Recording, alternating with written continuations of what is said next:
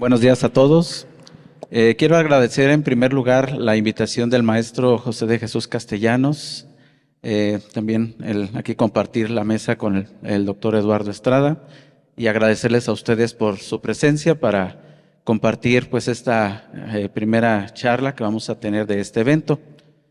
Lo hemos denominado los antecedentes de la persecución religiosa. Se trata sobre todo pues de conocer qué hay detrás del evento que nos reúne el día de hoy para reflexionar, ver pues qué es lo que sucedió antes, entender un poquito el contexto, para entender pues de dónde surge la guerra cristera, cuáles son algunos de sus objetivos, de sus finalidades, y pues vamos a retroceder un poquito en el pasado para ver esto.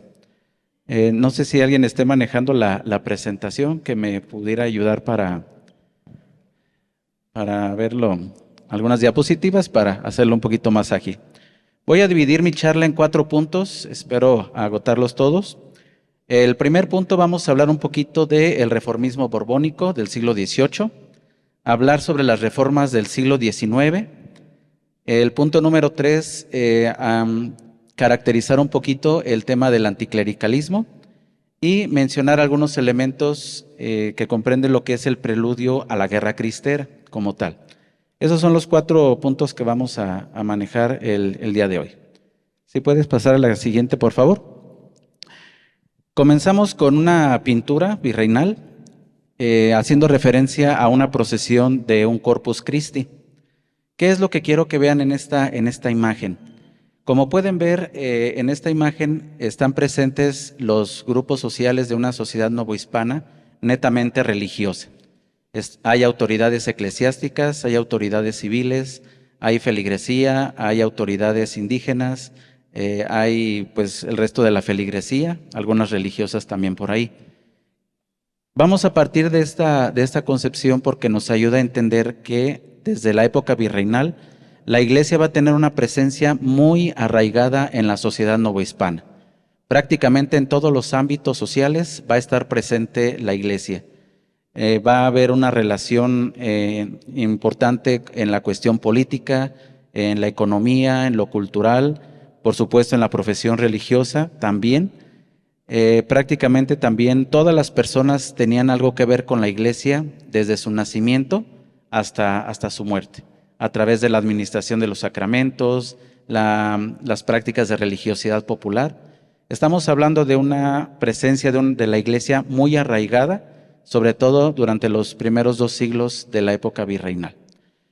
Lo que se va a buscar entonces como parte de los antecedentes de una persecución religiosa, pues es quitarle esta presencia a la Iglesia, la influencia que va a tener en la sociedad desde la Nueva España, y que este quererle quitar esa presencia a la Iglesia, pues se va a, pues ahora sí que es lo que nos va a dar pie para todos los años que siguen, una serie de reformas, de conflictos, para limitar el poder de la Iglesia, quitarle esa influencia y por supuesto desarraigar de la sociedad pues la religión cristiana católica. Vamos a ver entonces este pequeño recorrido, si le pasas ahí por favor. ¿Desde cuándo entonces comienza esta persecución religiosa? Desde el siglo XVIII, con lo que llamamos el reformismo borbónico. Hay un cambio de gobierno en la corona española cuando deja de gobernar la casa de los Habsburgo. Ahora asumen el poder la casa Borbón, de ascendencia francesa, a partir de entre 1700 y 1714. ¿Qué es lo que se va a pretender en el reformismo borbónico? Pues sobre todo, como les digo, el someter a la Iglesia al gobierno, ¿sí? Como parte de una institución. ¿Sí? Se busca entonces de someter o de controlar a todas las instituciones novohispanas, incluyendo a la Iglesia. Si puedes pasarle, por favor. Podemos decir que desde la época virreinal también, la corona española con la Iglesia tenía una relación muy estrecha a través de lo que conocemos como el Real Patronato Eclesiástico. Esto es una facultad que le otorga a la corona española el Papa Julio II en el año de 1508, en donde se le otorgaba la posibilidad de enviar misioneros a América para evangelizar, limitar y crear las diócesis también. Todas las fundaciones eclesiásticas pues tenían que ser aprobadas por la corona, estar al pendiente de pues digamos, el flujo de los clérigos, tanto los que vienen a América como los que se regresan. Podemos decir que la Iglesia y la corona española pues estaban íntimamente relacionadas. Entonces, a partir del siglo XVIII se busca limitar esa relación, se busca, como les digo, el querer someter a la Iglesia como institución. La corona española va a emitir una serie de reformas para buscar, en primer lugar, controlar al clero regular. ¿Podemos pasarle, por favor? Lo que se busca entonces, como les digo, aquí sí pueden ver esta imagen, en la parte del centro es el poder absoluto del monarca, ¿sí? ¿Cuáles son entonces las primeras reformas que podemos considerar como antecedentes de la persecución religiosa? Como les decía, pues va primero contra el clero regular. ¿Podemos pasarle, por favor? La primera reforma va a ser que en 1717 se prohíbe la fundación de conventos para varones en todo el territorio novohispano, ya que se consideraba que había pues demasiados, ¿sí? Pasamos a la siguiente.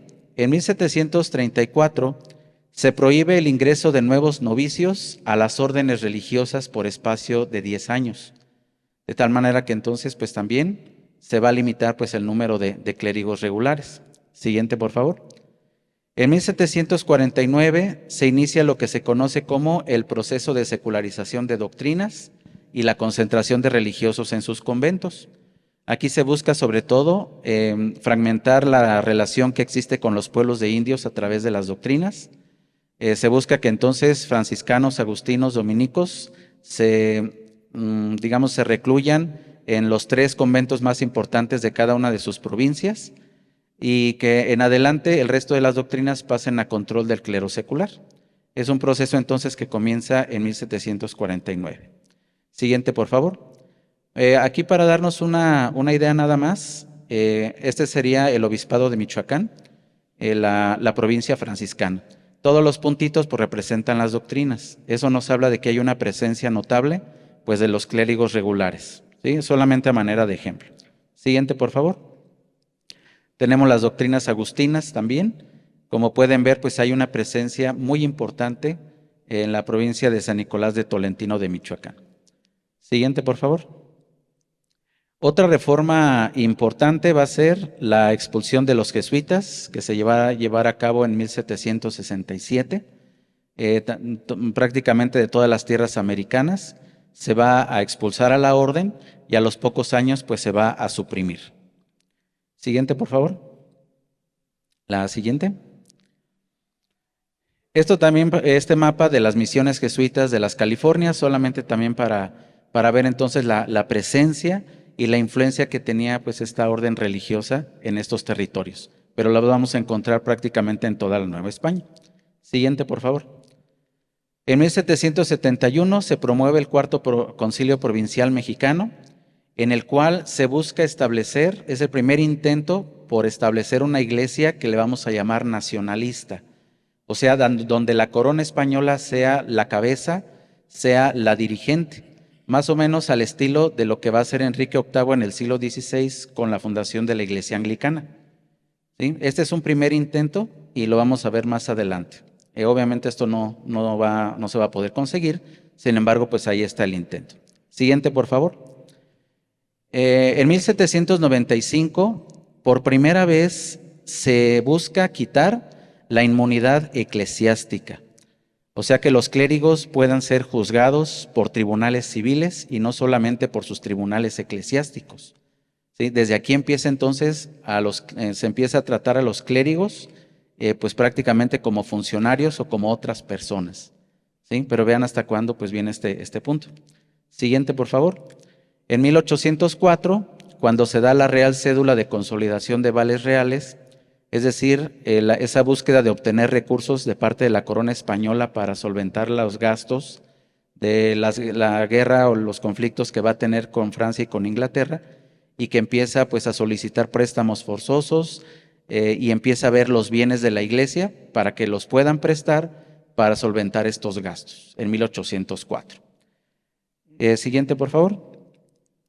Y bueno, en el siglo XVIII entonces lo que podemos ver es que viene este control sobre la iglesia, se intenta controlar tanto al clero regular como secular, pero pues no se lleva a cabo en su totalidad. Para el siglo XIX viene una serie de reformas que aquí pues vemos que empieza más a tensarse la relación entre la Iglesia y lo que vamos a llamar el Estado. Vamos a ver también alguna serie de reformas que nos hablan de esto. ¿Podemos pasarle, por favor? Como se intentaba entonces el someter a la Iglesia a la corona española, cosa que no se pudo lograr, para 1824 vemos todavía que la Iglesia pues tiene esa influencia, tiene esa presencia importante. La religión católica pues está presente. Lo vamos a constatar en el documento de la Constitución Federal de 1824. ¿Puedes pasarle, por favor? ¿Cuáles serían los 3 puntos que nos corroboran lo que estoy diciendo de que todavía pues está esa presencia importante en la Iglesia? En primer lugar, en este documento vamos a encontrar la religión de Estado, en donde se habla de que la religión católica pues sea la oficial del país, de la nueva república. Hay una protección legal a través de algunas, como se dice textualmente, leyes sabias y justas, y hay mantenimiento todavía de privilegios de parte de los clérigos, principalmente con su respectiva inmunidad. Los cambios se van a dar hasta 1833, si puedes pasarle por favor, donde viene pues una serie de reformas que ahora sí empieza a afectar esta influencia de la Iglesia, esta relación con la feligresía, y lo que se busca también pues es que la religión católica no sea la única, y ahí pues van a influir mucho lo que es la masonería, algunas sectas protestantes, así muy incipientes todavía, algunos reformadores liberales. ¿Cuáles son estas reformas? Si le puedes pasar, por favor. La primera va a ser la supresión del diezmo obligatorio, que esta medida va a ser del 27 de octubre. Se busca que sea una contribución voluntaria. Siguiente, por favor. Se busca una incipiente reforma educativa por el hecho de que se da el cierre de la Universidad Pontificia de México, pues evitando que continúe una enseñanza religiosa. Y en su lugar se crea la Dirección General de Instrucción Pública para que el Estado tomara el control de la educación, haciéndola laica y gratuita. Son así como los primeros indicios de este tema. Siguiente, por favor. Como parte de la independencia de México, ya una vez que la corona española deja de ejercer el real patronato, pues viene necesariamente la pregunta: ¿y ahora quién va a ejercer esta facultad del real patronato? Y entonces lo que buscan ahora los liberales es que el gobierno, que el Estado, asuma la función del real patronato eclesiástico, cosa que pues va a haber una resistencia y es lo que va a generar también un conflicto. Se busca el control entonces de los nombramientos a través de esto del patronato. El gobierno reclama el derecho de nombrar a los titulares de curatos y cargos. Siguiente, por favor. Esto va a desatar pues una guerra también, cuyo lema va a ser religión y fueros. Y entonces, como podemos ver aquí, que empieza a haber ya respuestas de carácter violento, ¿sí? Por esta cuestión de esta persecución contra la Iglesia, y de manera indirecta pues afectaría a la feligresía también. Avanzamos, por favor. Estas reformas pues obviamente no tuvieron el éxito esperado, y vamos a tener que, más bien para las leyes de reforma, gracias. En las leyes de reforma que comienzan a emitirse del 7 de julio de 1855, vamos a tener las siguientes leyes, así a grosso modo. Tenemos la Ley Juárez, que se refiere propiamente a la supresión de los fueros eclesiásticos. ¿Sí? Aquí es una cuestión importante porque, como les decía, pues ya los sacerdotes pueden ser considerados también casi como criminales. Tenemos la Ley Lerdo, 1856, que obliga a las corporaciones civiles y eclesiásticas a vender propiedades no utilizadas, promoviendo una mayor distribución de la tierra. Tenemos la Ley Iglesias de 1857, donde se regula el cobro de derechos parroquiales, prohibiendo el cobro de estos a los pobres. Cuando se da a conocer la Constitución de 1857, cuando se promulga, se incorpora principios liberales como la libertad de expresión, el juicio de amparo, y se da aquí la separación entre la Iglesia y el Estado. Ya hay un rompimiento, ya no hay pues este diálogo, esta participación en las cuestiones de gobierno. En el 59 se da la Ley de Nacionalización de Bienes Eclesiásticos, en donde se expropia los bienes de la Iglesia y los convierte en propiedades del Estado. Entonces la Iglesia pues es despojada de sus bienes, de sus iglesias, conventos, entre otras cosas. En 1860 se promulga la Ley sobre la Libertad de Culto, en donde ya se permite pues la incursión de nuevas profesiones religiosas, de sectas protestantes, la misma masonería como tal y algunas otras religiones. El cumplimiento de estas leyes de reforma ya así en su totalidad pues las vamos a considerar hasta 1874, cuando ya viene una aplicación ya más formal, ya hay pues digamos así como mayor rigor en su cumplimiento y viene pues otra serie de reformas o de normas. Tenemos que se eleva a rango constitucional las leyes de reforma, ya así oficialmente, en 1874. Esto bajo la presidencia de Sebastián Lerdo de Tejada. Viene una segunda expulsión de los jesuitas y la supresión de algunas otras órdenes religiosas. Otra de las reformas, va a haber algunas restricciones, sobre todo el uso de hábitos o vestiduras religiosas en la vía pública. Se va a restringir también las procesiones religiosas y ceremonias fuera de los templos sin permiso oficial. Como podemos ver aquí ya se empieza a atentar contra la religiosidad popular, contra pues ahora sí que las expresiones de fe de la población en general, ya no solamente de la Iglesia. La siguiente reforma del 74, cuando hay la secularización de los cementerios y de los hospitales y de hospicios. O sea, ya ahora la administración va a ser por el Estado, por el gobierno. Ya la Iglesia ya no va a poder administrar ni los cementerios ni los hospitales o lugares donde vienen pues, las obras de caridad. Viene también lo que es la prohibición de la enseñanza religiosa, lo que conocemos en este punto como el laicismo. O sea, ya no está permitido la enseñanza religiosa.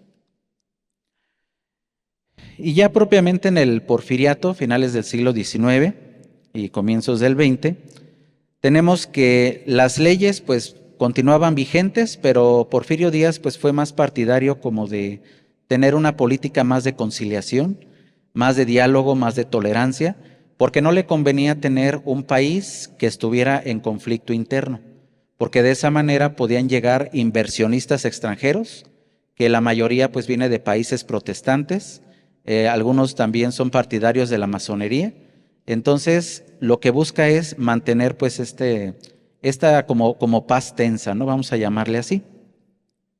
De tal manera que entonces, en este tiempo lo que buscaba también Porfirio Díaz es que los clérigos no participaran en política electoral, que no criticaran al régimen y que más bien ayudara a mantener el orden social en las zonas rurales, ¿sí? Tenía Porfirio Díaz un dicho que decía que con los curas de lejecitos, ¿verdad? Pero bueno, ahí estaban también pues esas tensiones.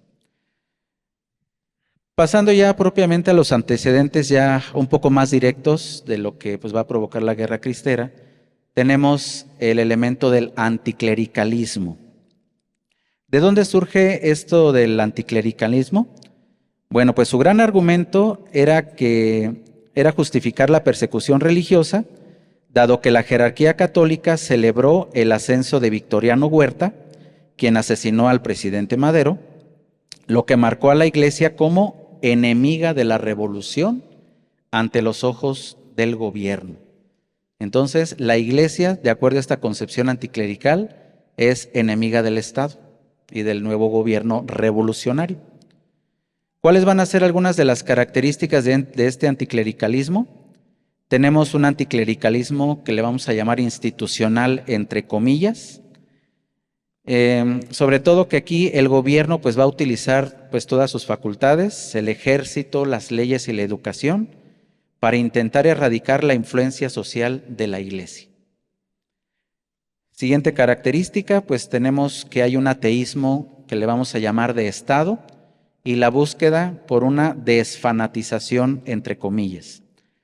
Se promueven campañas para desfanatizar, que buscaban reemplazar los ritos católicos con valores revolucionarios y cívicos, y en algunos lugares esto incluyó la destrucción sistemática de imágenes religiosas, reliquias y altares. O sea, ya aquí pues viene ya la cuestión pues más violenta, ya se atenta contra los inmuebles eclesiásticos, contra las imágenes, contra las expresiones de religiosidad popular. Otra característica es un nacionalismo radical, este anticlericalismo. Se acusaba al clero de ser una quinta columna extranjera por su obediencia al Papa, argumentando que la religión católica era incompatible con la soberanía nacional. ¿Sí? Esa es entonces la mentalidad del anticlericalismo. Viene también lo que es la violencia física y simbólica, las ejecuciones públicas de sacerdotes que se utilizaban como mensaje de escarmiento. También se ejecutaba a las personas que los defendían o los que buscaban defender pues, el inmueble eclesiástico, la imagen, el Santísimo, los vasos sagrados, etc. Se da también el cierre de templos, seminarios, conventos, hospitales y escuelas dirigidos por religiosos. Otra manifestación también del anticlericalismo, otra característica es el intento de la creación de una iglesia cismática. El Estado intentó dividir a los católicos apoyando la creación de la Iglesia Católica Apostólica Mexicana, una iglesia separada del Vaticano y sumisa al gobierno. Se buscaba hacer un patriarcado, así como al estilo de la Iglesia Ortodoxa. Como pueden ver, esto desde las reformas borbónicas se pretendía, ¿sí? Que el Estado, que el gobernante fuera la cabeza de una nueva iglesia.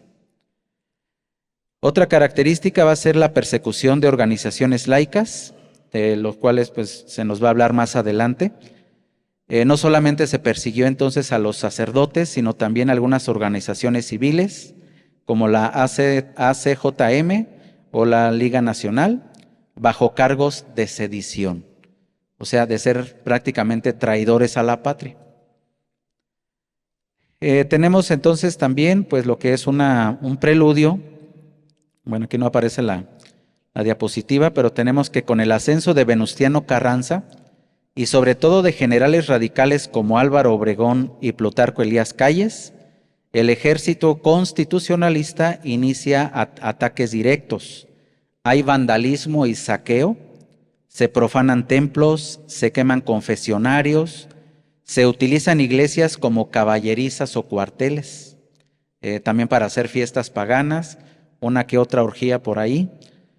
Se van a llevar a cabo expulsiones masivas. A partir de 1914 se expulsa a clérigos extranjeros.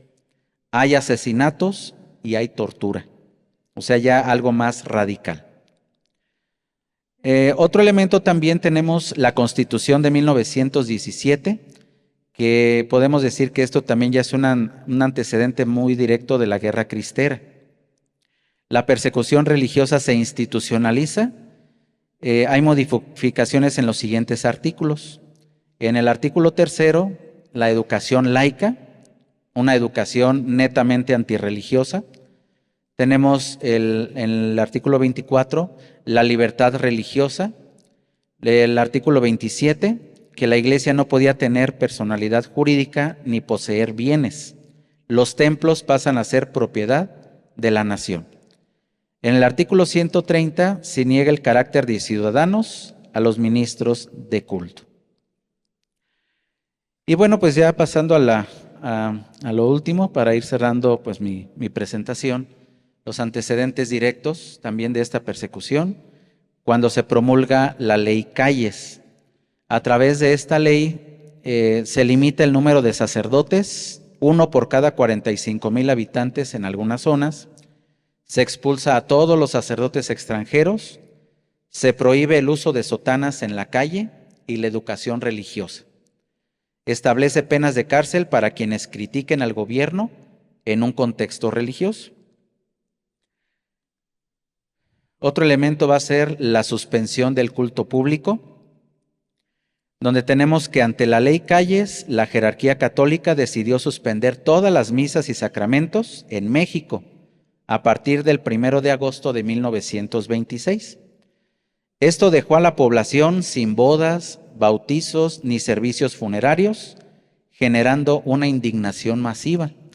Imagínense ustedes, para la mentalidad de la época, que esto pase. Cierran los templos, no hay administración de sacramentos, no hay posibilidad de realizar expresiones de religiosidad popular fuera de los templos ni dentro de los templos.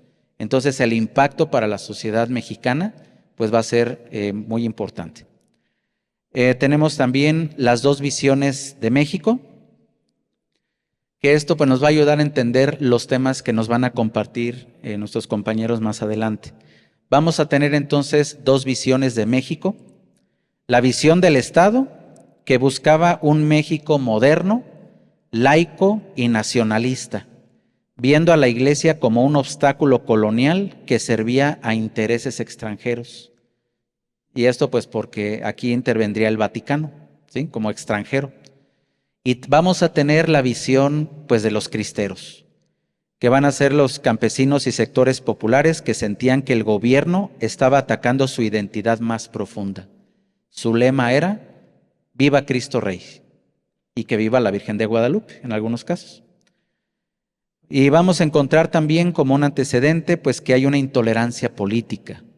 El gobierno de Plutarco Elías Calles pues se niega a negociar con cualquier organización civil, con la misma iglesia. O sea, ya es una actitud muy tajante, muy radical, y ante esto pues se va a provocar pues la violencia por el espacio de los primeros 3 años, aparte la siguiente etapa. Concluyo con esto, esta imagen que tenemos aquí, pues una celebración eucarística fuera de los templos. Vemos pues al sacerdote, ¿verdad?, espaldas al pueblo, y pues vemos a la feligresía. Retomando lo que mencionábamos al principio, los antecedentes de la persecución religiosa se originan con esta búsqueda de que pues la iglesia no tenga esa influencia en el pueblo.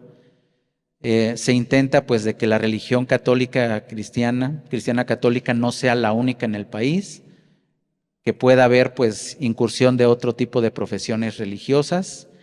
Yo creo que también el elemento económico es fundamental, de que los gobiernos consideran que hay mucho despilfarro económico en las festividades religiosas, ¿sí?, que eso pues lo podemos constatar hasta la fecha, ¿no? Cuando hay fiestas patronales, pues 4 bandas, un castillo, pues ahora sí que hay mucho, pues mucho gasto, ¿no?, en muchas cosas. Y esto, si unimos todos los elementos que les acabo de compartir, todos en conjunto forman parte de los antecedentes de la persecución religiosa. Por su atención, muchas gracias.